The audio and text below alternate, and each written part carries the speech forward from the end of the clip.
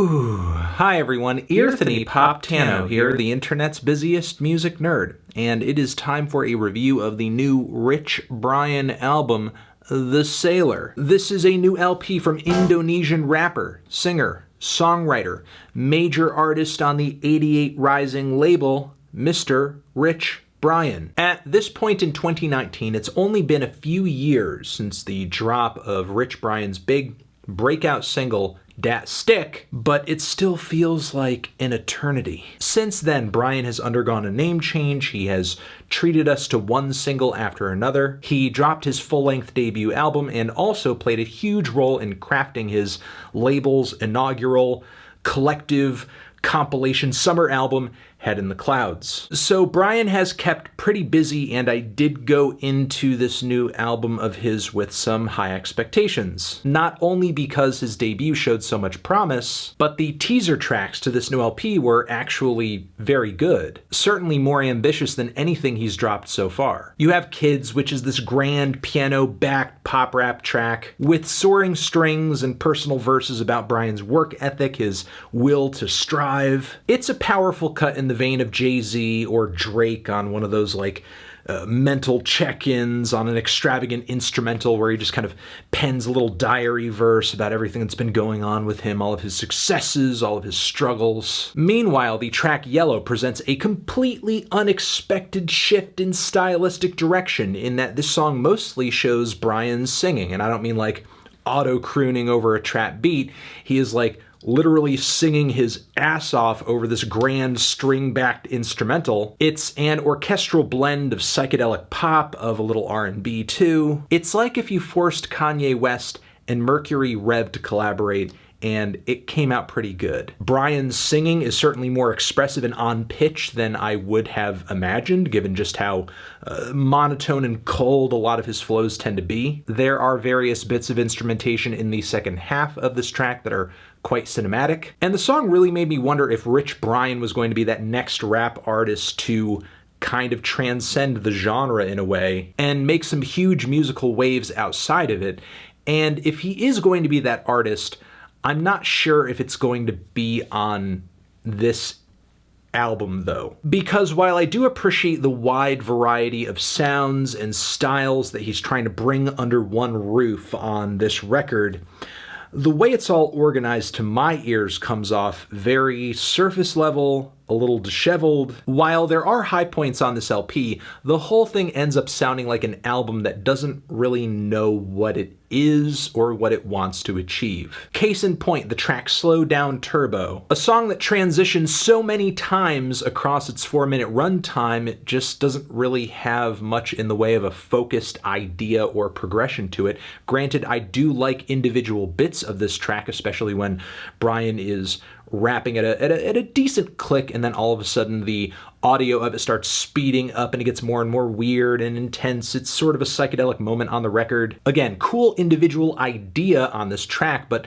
nothing before it or after it really reinforces or builds. There are points on this record where I'm reminded of the Beatles' White Album in that we have some strange and unlikely genre clashes, a few weird song structures, but in that regard, nothing The Sailor presents is nearly as groundbreaking or exciting or well executed. There are certainly moments that come off quite eclectic, like the opening track that transitions us from this quirky rap banger to a weird spoken word passage about going outside, Brian noting that he forgot to brush his teeth, goes to the corner store, gets some iced tea, some bubblegum. Imagine taking the spoken word intro to Kendrick Lamar's Damn and making it so that it wasn't symbolic or representative of anything, it wasn't messaging anything.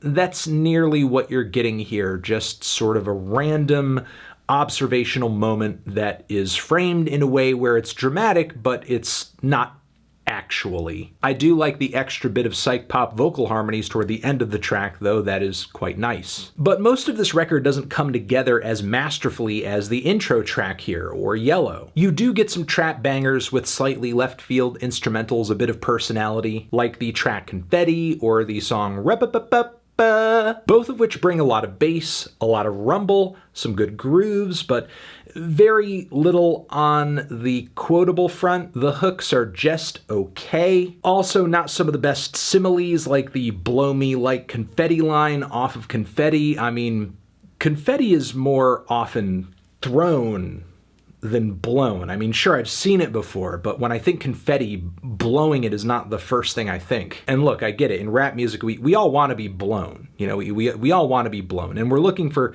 things to compare getting blown to, but I think we can do better than confetti. The real shocker in this track list, though, is the increase of mellow tracks, of ballads here, like the track Drive Safe, which is an okay attempt at penning a hooky mix of R&B and acoustic balladry. There is a cutesy hook on the song that's sticky on first listen. The production is pretty cinematic on this track, and even though I am slightly turned off by the cliched lyrics, it does sound like, I don't know, an epic kissing scene out of a great rom-com. But a track that shoots for a somewhat similar appeal but completely misses the mark is 100 Degrees, a song that features these cheap acoustic chord samples, very corny rapping. It's like a bad Macklemore tune. The hook is sickening, the verses are overly sentimental. It's a masterclass on bad pop rap for you and your bros to listen to near the bonfire at the beach this summer. We also have the song Curious, which is another moment on this album where Brian finds himself spitting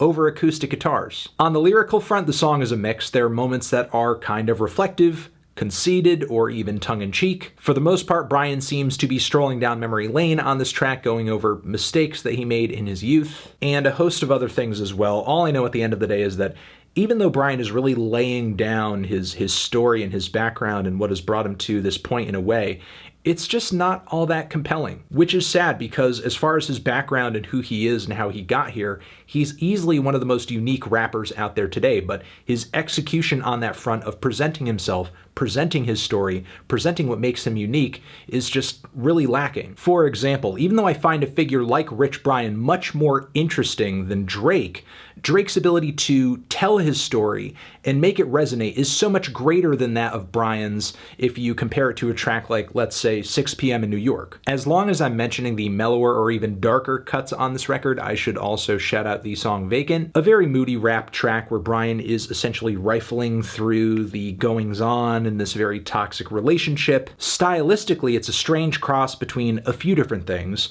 One, some haunting vocal melodies that feel like they could have been lifted out of Travis Scott's 90210, some confessional, Love on the Rocks, Drake-type verses, and then finally an instrumental and a curious chord progression that feels derivative of Gauthier's Somebody That I Used to Know. Did not anticipate hearing all of these things under one song, but here we are. The Beatles-esque vocal harmonies and vibes return on the closing track featuring Joji. In my review, it's actually one of the better songs on the entire record, especially with its pillowy instrumentation and lavish strings. Brian's cold-ass rap flows make for a good contrast, all of this just very harmonious, tonal, orgasmic, wonderful wall of beauty. I guess I just wish more songs on this record were as grand or as gratifying, but sadly that's just not the case. So you do have this incredible degree of separation between multiple tracks on this album in terms of instrumental quality and depth, songwriting quality, lyrical quality, emotional tone. So I do like some of what Brian is doing on this record, but going forward, I guess I would just like to hear more consistency. There were just too many songs on this album that to my ears felt underwhelming, throwaway, disorganized, or just a lot lighter. I'm feeling a light 6 on this one.